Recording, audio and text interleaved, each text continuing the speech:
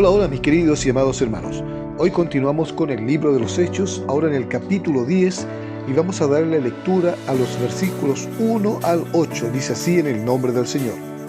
Había en Cesarea un hombre llamado Cornelio, centurión de la compañía llamada La Italiana, piadoso y temeroso de Dios con toda su casa, y que hacía muchas limosnas al pueblo y oraba a Dios siempre. Este vio claramente en una visión, como la hora novena del día, que un ángel de Dios entraba donde él estaba y le decía: Cornelio. Él, mirándole fijamente y atemorizado, dijo: ¿Qué es, Señor? Y le dijo: tus oraciones y tus limosnas han subido para memoria delante de Dios. Envía pues ahora hombres a Jope y haz venir a Simón, el que tiene por sobrenombre Pedro. Este posa en casa de cierto Simón curtidor, que tiene su casa junto al mar.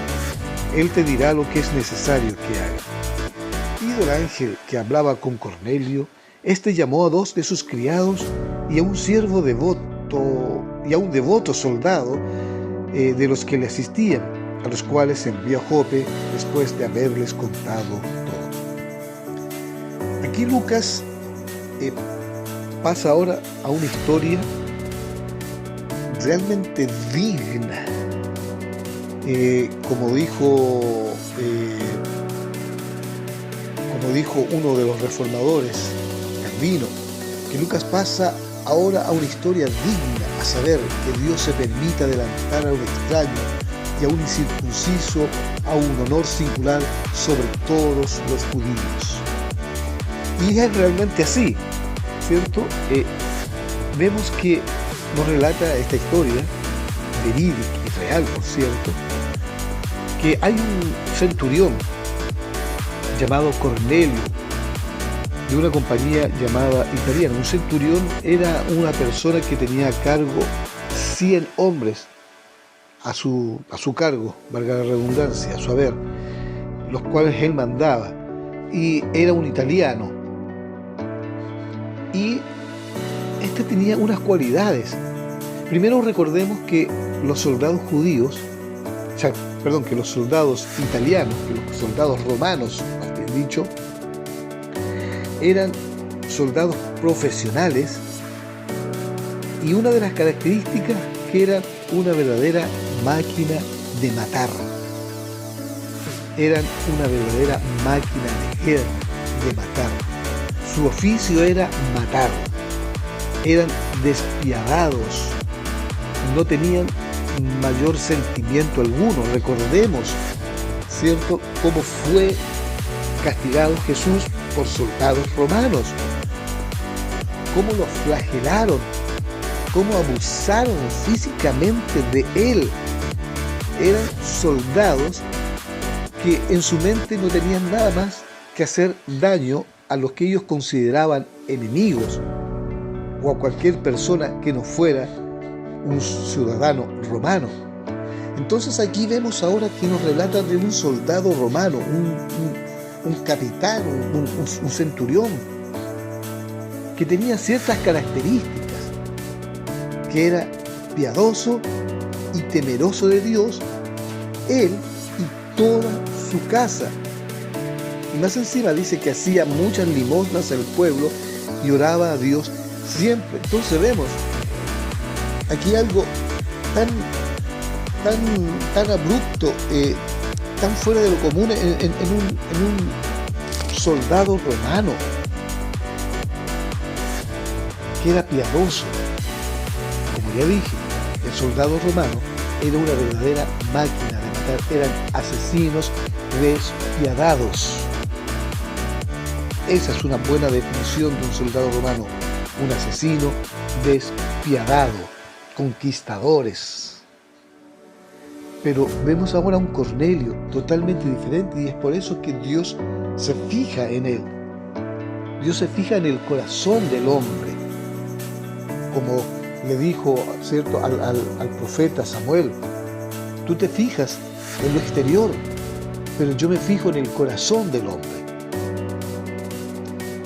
Y el corazón de este Cornelio, por lo que vemos en el relato que hace Lucas, era un corazón piadoso. De hecho, él no solamente en su corazón, sino que él lo externalizaba hacia afuera.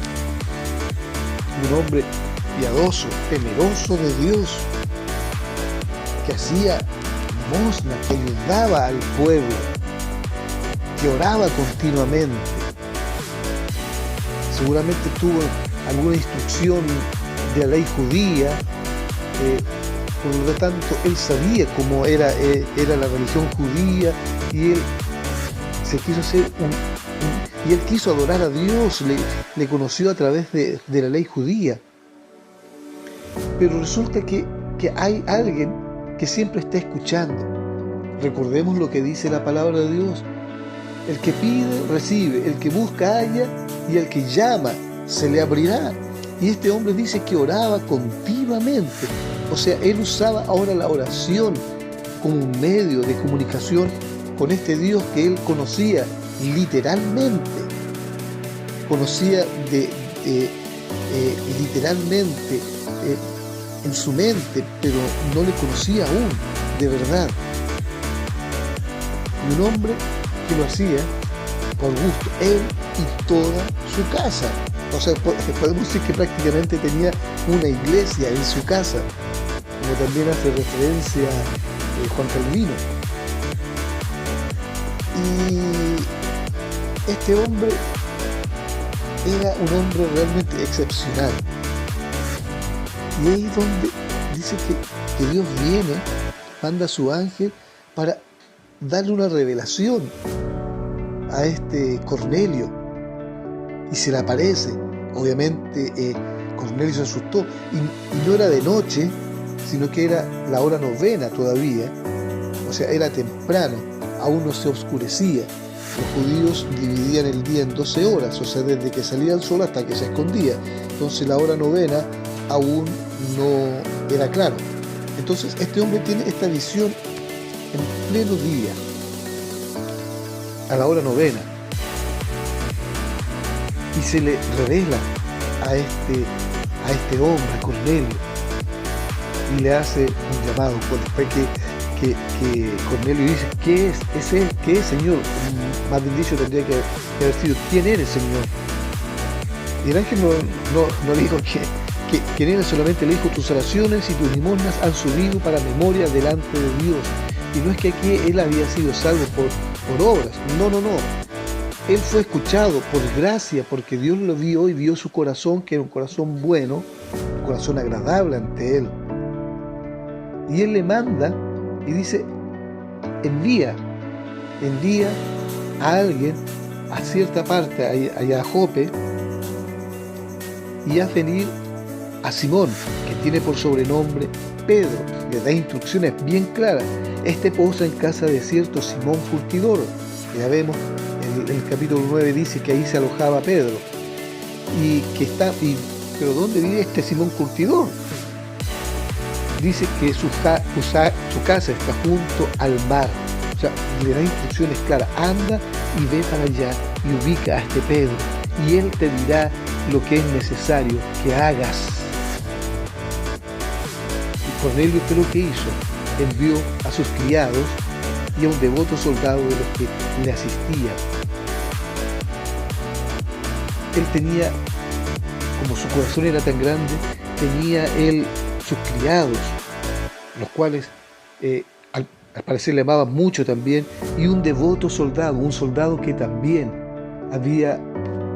era devoto de Dios, también había asumido la religión judía, y era devoto soldado, y era un hombre de confianza, porque recordemos que el romano no se podía mezclar con los judíos, ya era muy mal visto y también podía ser castigado. Entonces él tenía que quedar todo esto más o menos en silencio, pero él envía a estos hombres. Aquí, ¿cuál es la gracia de todo? ¿Cuál es el mensaje principal? Que Dios escucha las oraciones de aquellos que le buscan con sinceridad. Y Dios está pendiente, y Dios es el que los llama. Quizás acá Cornelio no llamó ni le dijo, él Él lo hacía porque su corazón era bueno.